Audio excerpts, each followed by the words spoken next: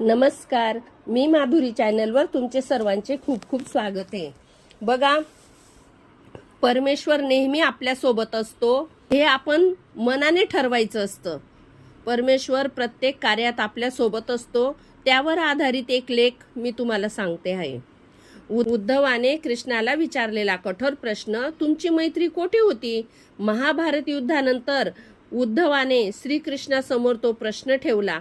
तो आजही आपल्या सर्वांच्या मनात उमटतो। हा संवाद केवळ एक कथा नसून जीवन जगण्याचा एक अत्यंत गहन मॅनेजमेंट लेसन आहे। हे माधवा, तुम्ही म्हणताय की खरा मित्र तोच जो न मागता मदत करतो। मग पांडवांबरोबर असे का घडले? युधिष्ठिरांना जुगार खेळण्यापासून तुम्ही का थांबवले नाही? त्या पासांना धर्मराजाच्या बाजूने का वळवले नाही?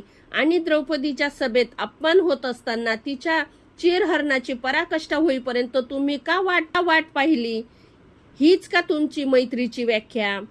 भगवान मंद स्मित करून म्हणाले, उद्धवा, संसारात विजय त्याचाच होतो ज्याच्याकडे विवेक असतो।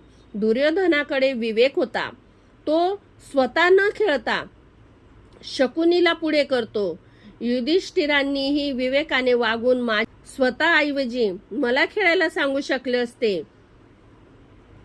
सांग, जर माझ्यात आणि शकुनीत खेळ झाला असता तर विजय कुणाचा झाला असता? धर्मराजांनी मला विनंती केली होती की बोलवल्याशिवाय सभेत यायचं नाही।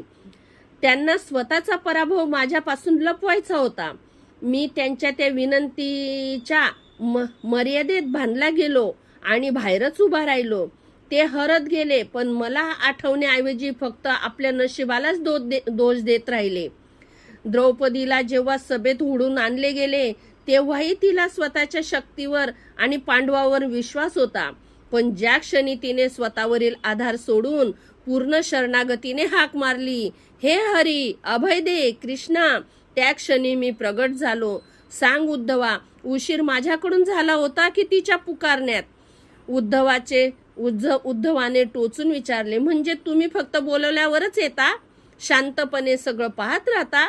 कृष्ण म्हणाले, उद्धवा, सृष्टी कर्मफळाच्या नियमावर चालते। मी हस्तक्षेप करत नाही, मी केवळ साक्षी आहे।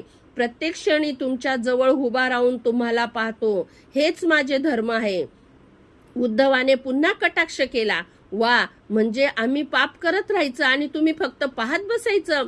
तेव्हा भगवानांनी मर्म सांगितले, उद्धवा, ज्या क्षणी तुला हे जाणवेल की मी तुला पाहतो आहे, त्या क्षणी तू कोणतेही चुकीचे कृत्य करू शकशील का? मनुष्य पाप तेव्हाच करतो जेव्हा त्याला वाटते की त्याला कोणीही पाहत नाही। युधिष्ठिराची चूक हीच होती। उद्धव निरुत्तर झाले।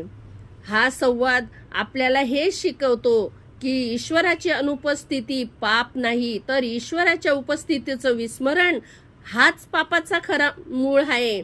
जर आपण प्रत्येक क्षणी त्यांना आपल्या सोबत अनुभवले तर जीवन आपोआप दिव्य होईल। हरे कृष्णा, हरे कृष्णा। खूपच सुंदर लेख आहे। आवडल्यास लाईक, शेअर अँड सबस्क्राईब करायला विसरू नका।